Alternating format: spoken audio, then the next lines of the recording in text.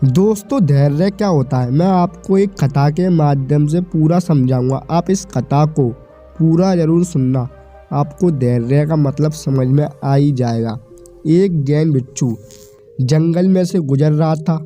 अचानक वह सजग हो जाता है कि एक शेर उसका पीछा कर रहा है, इसलिए वह भागना शुरू कर देता है। लेकिन उसका भागना भी जैन ढंग का ही था। वह जल्दी में नहीं था, वह पागल नहीं हुआ, उसका भागना भी शांत है।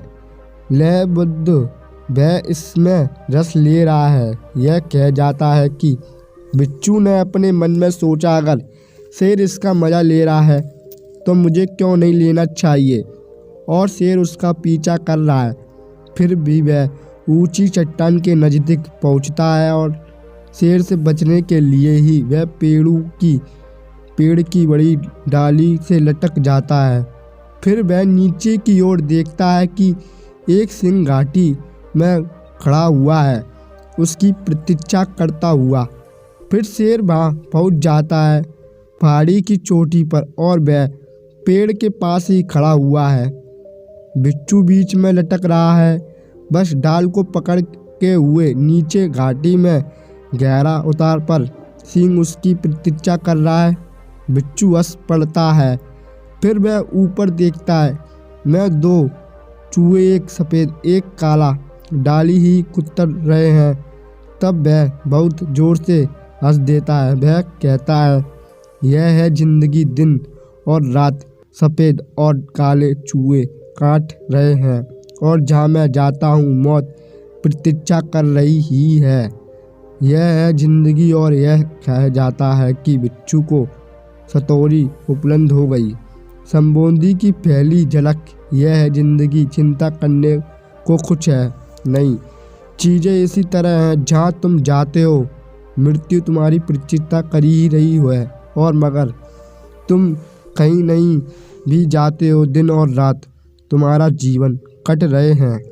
इसलिए बिच्छू जोर से हंस पड़ता है। फिर वह चारों ओर देखता है कि क्योंकि अब हर चीज़ निर्धारित है, अब कोई ही चिंता नहीं है।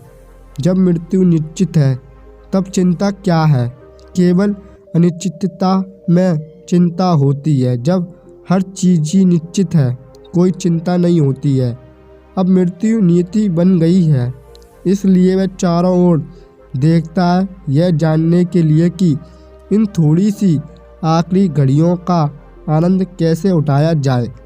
उसे होश आता है कि डाल के बिल्कुल निकट ही कुछ स्ट्रॉबेरी है, तो वह कुछ स्ट्रॉबेरी तोड़ लेता है और उन्हें खा लेता है।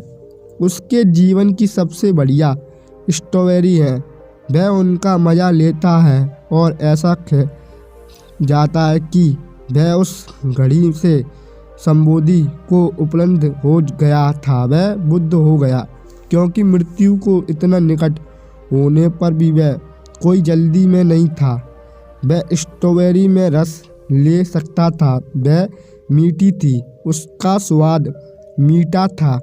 उसने भगवान को धन्यवाद दिया। ऐसा कहा जाता है कि उस घड़ी में हर चीज़ खो गई थी। वह शेर, वह सिंह, वह डाल, वह स्वयं भी, वह ब्रह्मांड बन गया। यह है धैर्य, यह है संपूर्ण धैर्य। जहाँ तुम हो उस क्षण को तुम आनंद बनाओ।